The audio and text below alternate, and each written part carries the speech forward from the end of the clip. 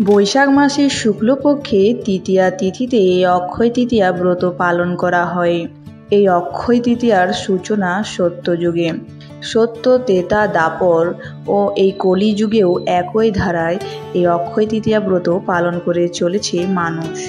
রাধে রাধে বন্ধুরা, সকলে কেমন আছেন? আশা করি সবাই খুব ভালো আছেন ও সুস্থ আছেন। আজকের এই ভিডিওতে আমরা জানবো অক্ষয় তৃতীয়া ব্রত কথার মাহাত্ম্য। তো চলুন বন্ধুরা, ভিডিওটি শুরু করা যাক। হিন্দুদের বিশ্বাস অনুযায়ী যেদিন গঙ্গা দেবীকে দেবলোক থেকে মর্তলোকে এনেছিলেন জনার্দন, সেই দিনটি ছিল অক্ষয় পুণ্য দিন।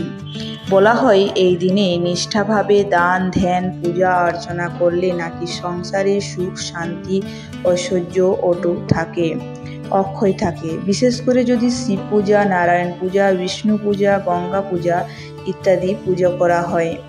জেনে নেওয়া যাক এই অক্ষয় তৃতীয়া ব্রতের মাহাত্ম্য।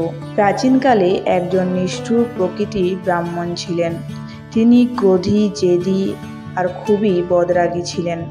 একদিন দুপুরবেলায় খিদে আর তেষ্টায় কাতর হয়ে এক বৃদ্ধ ব্রাহ্মণ যখন ওই নিষ্ঠুর ব্রাহ্মণের দরজায় এসে সাহায্য চাইলেন, তখন ওই নিষ্ঠুর ব্রাহ্মণ তাকে জল পর্যন্ত দিলেন না এবং সেই তৃষ্ণার্ত ব্রাহ্মণকে তিনি বাড়ি থেকে বের করে দিলেন।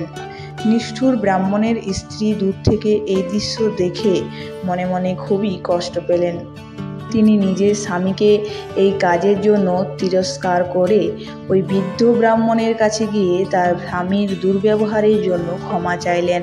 তারপর বৃদ্ধ ব্রাহ্মণের সেবা যত্ন করে তাকে তৃপ্ত করলেন। এই দিনটি ছিল অক্ষয় তৃতীয়া। কালক্রমে ওই নিষ্ঠুর ব্রাহ্মণের মৃত্যু হয়। যমরাজের বিচার সভায় ওই ব্রাহ্মণের নরকবাসে হুকুম হয়। এমন সময় চিত্রগুপ্ত পাপ পুণ্যের হিসেব কষতে গিয়ে দেখলেন যে ওই নিষ্ঠুর ব্রাহ্মণের স্ত্রী এক অক্ষয় তৃতীয়ায় শুভ দিনে এক বৃদ্ধ ব্রাহ্মণকে অন্ন ও জল দান করে তাকে তৃপ্ত করেছিলেন। শুধু তাই নয়, সেই বৃদ্ধ ব্রাহ্মণ ছিলেন স্বয়ং নারায়ণ।